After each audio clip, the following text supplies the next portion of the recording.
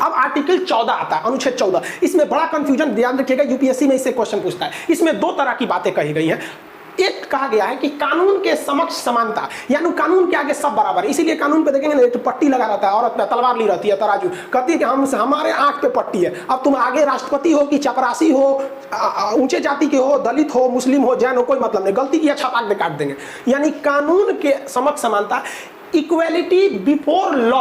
Before का मतलब पीछे नहीं, बिफोर का मतलब सामने नहीं, देखते हैं अपोजिट मतलब सामने। तो कानून के सामने सब बराबर है। ये बातें सबसे पहले किसने किया था? एवी डेसी। एवी डेसी एक बहुत बड़े शास्त्री थे, उन्होंने ये बात को बताया था। ये यूपीएससी का क्वेश्चन पूछा है कि एवी डेसी का सिद्धांत कौन है? तो कानून के समक्ष समानता। इसी को फॉलो किया गया ब्रिटेन में। ब्रिटेन में कानून सबके लिए बराबर है, वहां की रानी के लिए भी, प्रधानमंत्री के लिए, सबके लिए भी। लेकिन अमेरिका के लोगों ने कहा कि ये गलत है, कानून सबके लिए बराबर नहीं होना चाहिए। जैसे मान के चलिए कि कोई 5 साल का लड़का है, वो क्लास 5, मान लीजिए कोई क्लास 5 साल का लड़का है, और कोई लड़का 20 साल का है, तो क्या एक ही कानून दोनों पे लागू कर देंगे? देखिए, तो 5 साल के लड़के का टिकट ट्रेन में आधा लगता है और 20 साल के लड़के का टिकट पूरा लगता है। अब अगर कोई सुप्रीम कोर्ट में केस ठोक दे इस आधार पर कि सुप्रीम कोर्ट, आप बहुत बड़े कानून के रक्षक बनते हैं, ये बताइए, हम 20 साल के हैं तब वो भारत के नागरिक हो, बचो है तो वो भारत का, ओकरा आधा का है लग रहा है, हमरा का है पूरा लग रहा है। समझ में आया कि नहीं आया? तो यही कहता है कि देखिए, अमेरिका के संविधान में क्या कहा है? कानून का समान संरक्षण। यानी अगर आप बड़े हैं या छोटे हैं, अगर कोई गलती कर दिए हैं तो सजा आप दोनों को बराबर मिलेगी, लेकिन कुछ हद तक आपको अलग देखा जाएगा क्लासिफिकेशन के नाम पर। जैसे भारत में महिलाओं को फांसी नहीं लगी अभी तक। कुछ डिफरेंशिएशन करना ठीक है। ये क्यों ठीक है? क्योंकि समाज को एक बेहतरीन बना के रखने के लिए। आप देखिएगा, एगो लड़का लड़की शादी करके भाग जाएगा सब, अब उसके बाद से लड़कियां पकड़ाएगी ना, तो कोर्ट में आके क्या कर देगी? हमको बहला फुसला के लेके भाग गया। अब आप बताइए, किसी लड़की को कोई बहला फुसला के भागेगा कि चलो चलो चलो भाग जाते हैं, शादी कर लेते हैं? नहीं ना, लेके भाग सकते हैं। ऐसे कोई लड़की को लेके भागेगा, देखो कौवा कौवा कौवा, अरे बहलाया फुसलाया किसको जाता है? जिसके पास बुद्धि नहीं है। तो हमारा कानून कहता है कि देखिए, समाज को बेहतर बनाने के लिए जरूरी नहीं कि सब पे कानून बराबर लगे, किसी पे थोड़ा सख्त कर दीजिए, किसी पे कम कर दीजिए। इसका मेन मकसद है हिंदुस्तान को अच्छा रखना। इसीलिए इसको लाया गया है कि थोड़ा बहुत ऊंच नीच हो जाता है। देखिएगा, लड़का लड़की अगर भाग जाएगा ना, तो कोर्ट में लड़का का कोई ज्यादा वैल्यू नहीं दिया जाएगा, लड़कियां जो कहेगी वो सही हो जाता है। इससे क्यों रखा गया इस चीज को? ये एक तरह से जरूरी भी है, क्योंकि ज्यादा अगर बराबर कर देंगे ना, तो फिर समाज में एक डिसबैलेंस हो जाएगा। आप देखिए कि राष्ट्रपति और राज्यपाल जो है, इन पर कानून नहीं लगता है, समान नियम नहीं लगता है। राष्ट्रपति मर्डर भी कर देगा ना, तो उसे आप सजा नहीं दे सकते हैं। राज्यपाल मर्डर भी कर सकता है, तो उसे सजा नहीं दे सकते हैं। हाँ, आप उस पर फाइन लगा सकते हैं, यानी उस पर फौजदारी का मुकदमा नहीं लगा सकते। आप दीवानी यानी सिविल मामला, दंड लगा सकते हैं, कुछ मतलब कंपनसेशन, जुर्माना लगा दीजिए। इसका एक और रीजन है, आप राष्ट्रपति को कह दिए कि इसको 10 साल का जेल होगा, कोई दिक्कत नहीं, राष्ट्रपति को अधिकार अनुच्छेद 71 के तहत तो माफ कर लेगा। सुप्रीम कोर्ट में 10 साल मुकदमा चलेगा, इनको 20 साल का सजा हुआ, एक बार साइन करेगा, मैं अपनी सारी सजाओं को माफ करता हूँ, जा माफ कर लेगा वहां पर। और राज्यपाल को भी अगर आप सजा दीजिएगा तो उसको अधिकार 162 के तहत। तो देखिए, संविधान वाला कितना होशियार था सर, कहा कि जो आपका अपन सजा माफ कर लेगा, तो 3 समय मुकदमा चलाने की ना क्या जरूरत है। लेकिन फिर यही बहस हो गई। फिर अंबेडकर साहब और राजेंद्र प्रसाद, इन लोगों में बहुत लंबी बहस हुई। तब वहां लिखा गया कि इनको सजा तब तक नहीं सुनाई जाएगी जब तक ये अपने पद पर है। अगर राष्ट्रपति का पद खत्म हो गया या राज्यपाल का पद खत्म हो गया तो अधिकार भी खत्म, अब जज चाहे तो सजा सुना सकता है। देखिए हमारा संविधान कितना बेहतरीन है। यानी आप पूरे देश में देखिए, राष्ट्रपति और प्रधानमंत्री किसी को भी छूट नहीं है। हाँ, छूट कब तक है? जब तक तुम ससुरा अपने पद पर है, पद से हट फिर तुमको बताते हैं। तो ये आप आर्टिकल 14 समझे, इसमें 2 चीजें हैं। कानून का समान संरक्षण शब्द आया है अमेरिका से, हम लोग अभी 80% फॉलो करते हैं इसको, ये ज्यादा फॉलो है, ये ठीक है, रीजनेबल है। और कानून के समक्ष समानता जो है, वो विधि के समक्ष या कानून के समक्ष समानता, ये ब्रिटेन से आया है, इसे हम लोग 20% फॉलो करते हैं। ये याद रखिएगा, ये यूपीएससी में कई बार पूछा हुआ है। अब आगे चलते हैं अनुच्छेद 15। यहीं पे आप बात आ जाता है आरक्षण सही है या नहीं। अनुच्छेद 15 क्या कहता है कि कोई भी केंद्र सरकार या राज्य सरकार या हिंदुस्तान का कोई भी आदमी, कोई भी व्यक्ति किसी दूसरे के साथ 5 आधार पर भेदभाव नहीं कर सकता है। किस आधार पर? उसके धर्म के आधार पर। कि धर्म के आधार पर आप भेदभाव नहीं कर सकते हैं, ये गलत है। जाति के आधार पर आप भेदभाव नहीं कर सकते। किसी को ऊंचे जात वाले को भी आप देखते हो ना, समाज में बड़ा ज्यादा होता है, तुम छोट जात का, तुम ऊंचे जात का, तो संविधान में इस पे भी रोक लगाया गया। वंश के आधार पर भी रोक है, किसी से खानदानी दुश्मनी है, आप वंश के आधार पर भी आप रोक नहीं लगा सकते कौन किस वंश का। अब आप जनरली समझिए, जब 1857 की क्रांति हुई थी ना, तो मध्य प्रदेश के जो सिंधिया राजघराना था, उनका वंश था, उन्होंने अंग्रेजों का साथ दिया, अंग्रेजों को पैसा दिया, अंग्रेजों को हथियार दिया कि तुम भारतीयों को मारो। सोचिए, ये हाल हो गया था उस समय। तो आज उसी वंश के व्यक्ति हैं ज्योतिरादित्य राय सिंधिया, जो कांग्रेस के थे, अभी बीजेपी में, फिर कहां जाएंगे नहीं पता।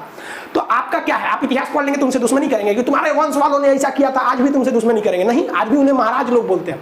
आप दक्षिण में जाइएगा हैदराबाद में, असदुद्दीन ओवैसी जो इनके पूर्वज को देखेंगे, दादा परदादा लोग का, तो ये लोग भी अंग्रेजों का साथ दिए थे। लेकिन बाद में इधर ज्योतिरादित्य राय सिंधिया हिंदुस्तानी कानून को माने, उधर से वो भी माने, तो अब बराबर हो गया। तो अब वंश के नाम पर उनसे कोई भेदभाव नहीं करता है। अगला होता है लिंग के आधार पर। लिंग मतलब होता है कि आप लड़का हैं या लड़की हैं या ट्रांसजेंडर, इस आधार पर भेदभाव नहीं होगा। लेकिन आज भी देखा जाता है समाज में पुरुषों को ज्यादा वैल्यू होता है, महिलाओं को कम होता है। लेकिन संविधान जो है वो कहता है कि अगर कानूनी रूप से आप पकड़े गए तो फिर आपको छोड़ा नहीं जाएगा। तो सामाजिक कर्तव्य भी कुछ बनता है। तो लिंग के आधार पर भेदभाव नहीं कर सकते। जन्म स्थान के आधार पर भी भारत में भेदभाव होता है। बिहारी को बाहर जाएगा तो कहेगा दूर बिहारी है रे तुम, तो ये जन्म स्थान के भेदभाव होता है। यहाँ पर आप अक्सर देखे होंगे महाराष्ट्र में ये समस्या, बिहारी, मराठी, यूपी, ये वो बहुत ज्यादा होता है। तो इस आधार पर आप भेदभाव नहीं कर सकते हैं। अगर इस सबूत मिल गया आपको कि भेदभाव किए हैं तो फिर आपको सजा हो जाएगी। सबूत नहीं मिला ना तो कुछ करिए, आपको सजा नहीं मिलेगा। कोर्ट कहता है कि हम अंधा हैं, हम नहीं देखने गए कि कौन हुआ, तुम हमको साबित करो। कोर्ट में वही सही है जिसे साबित कर दिए, वही गलत है जिसे आप साबित कर दिए। कोर्ट में सही गलत कुछ नहीं होता है। कोर्ट में होता है कि आप साबित किस चीज को कर पा रहे हैं। समझा गया कि नहीं?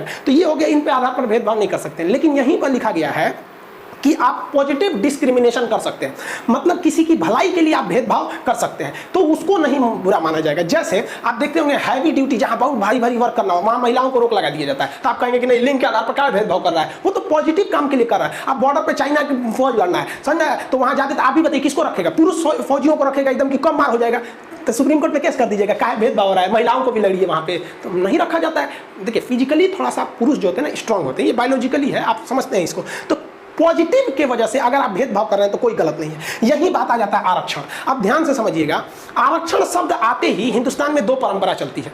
जिन्हें आरक्षण मिल रहा है उन्हें लगता है आरक्षण सही है, और जिन्हें आरक्षण नहीं मिल रहा है उन्हें लगता है आरक्षण गलत है। ये दोनों एक दूसरे में किसी की बात नहीं सुनना चाहते। एक को कहता है खत्म करो, एक को कहता है नहीं करो। अरे भाई साहब तनी दिमाग लगाओ, अगर आरक्षण गलत रहता तो सुप्रीम कोर्ट खुद खत्म कर देता। अनुच्छेद 13 क्या कहता है कि अगर कोई चीज गलत है तो हम उसे खत्म कर देंगे। 3 तलाक खत्म हो गया कि नहीं। आरक्षण की बात देखिए, आरक्षण क्या है कि समाज में कई तबके के लोग रहते हैं, ये कई वैरायटी के लोग रहते हैं।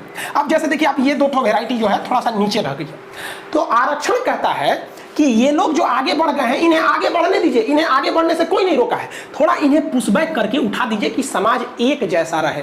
ये जो लोग पीछे से प्रताड़ित हो रहे हैं, आप सोचिए ना आरक्षण कितना खराब होता है कि मूला कर्म एक कानून था केरल में, जिसमें दलित महिलाएं अपना स्तन नहीं ढक सकती थी, उन्हें नंगे रहना पड़ता था, स्तन नहीं, स्तन उनका खुला रहना चाहिए था। और हद तब हो गई कि टैक्स लगाया जाता था इस आधार पर कि छोटा स्तन है तो कम टैक्स दो, बड़ा स्तन है तो ज्यादा टैक्स दो। ये हिंदुस्तान के जो पुराना था, कहा जाता है कि मोर भी बड़ा सुंदर होता है लेकिन अपना पैर देख लेता है ना तो उसे भी शर्म आने लगती है। तो हिंदुस्तान की संस्कृति बहुत अच्छी रही है, लेकिन हमारे पास भी कुछ मोर के पैर की तरह है। ये जैसे सती प्रथा हो गया, ये सब छुआछूत हो गया, ये हिंदुस्तान में बहुत ज्यादा हो गया। तो कहा जाता है कि आरक्षण एक पॉजिटिव डिस्क्रिमिनेशन है।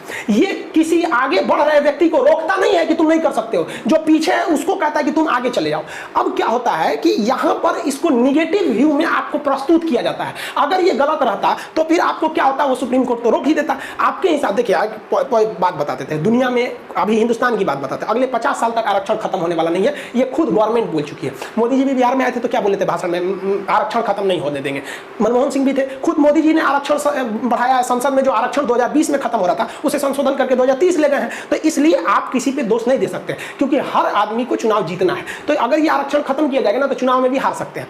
आरक्षण की जब बात आती है तो जो विरोध करते हैं, कभी कभी से ये सोचिए कि आरक्षण क्यों है, क्योंकि जाति है। सबसे सिंपल है, जातीय खत्म कर दीजिए, आरक्षण का बवाले खत्म हो जाएगा। नहीं कहते मैं किसके लिए सजू, मेरा पिया आनर है। भाई ना जातीय नहीं रहेगा तो आरक्षण देंगे किसे, तो फिर बचेगा गरीब कौन है, अमीर कौन है। तो यहाँ हम लोग नहीं कहेंगे नहीं जातीय रहना चाहिए, आरक्षण नहीं रहना चाहिए। तो भाई आपसे ज्यादा समझदार सुप्रीम कोर्ट में बैठे जज लोग हैं, वो इसे एक पॉजिटिव डिस्क्रिमिनेशन समझते हैं, एक पिछड़े समाज को आगे बढ़ाने के लिए कहते हैं। क्योंकि जिस समाज को आरक्षण प्राप्त है ना, उस समाज को मंदिर में घुसने पर रोक, मतलब भेदभाव किया जाता है। आप एक एग्जाम्पल देखिए, बिहार के मुख्यमंत्री जब थे जीतन राम मांझी, तो बिहार का मुख्यमंत्री सोचिए उस राज्य का सबसे बड़ा पावरफुल होता है, वो जब मंदिर में पूजा करने गए थे तो जाने के बाद मंदिर धुल दिया गया था। ये क्या चीज है, ये है निगेटिव डिस्क्रिमिनेशन, कि उसको आप निगेटिव कर रहे हैं। और आरक्षण देना क्या है, एक पॉजिटिव डिस्क्रिमिनेशन है। ये हम नहीं कर रहे हैं, ये संविधान कर रहा है। हम जो बता रहे हैं आपको संविधान के हिसाब से बता रहे हैं। हम फिर बताते हैं कि जिसे आरक्षण नहीं मिल रहा है ना, वो मेरी बात, सुप्रीम कोर्ट की बात, संविधान की बात सुनेगा ही नहीं। वो दिमाग में बैठाया है कि हमारा विरोध करना है, और जिसको ये मिल रहा है ना, वो दिमाग में बैठाया है कि नहीं हमें मिलना चाहिए। बहुत से ऐसे दलित मुख्यमंत्री भी हुए हैं जिन्हें आरक्षण मिल रहा है, और बहुत से मुख्यमंत्री भी हुए हैं दलित जिन्हें जाने के बाद मंदिर धुल दिया जाता है।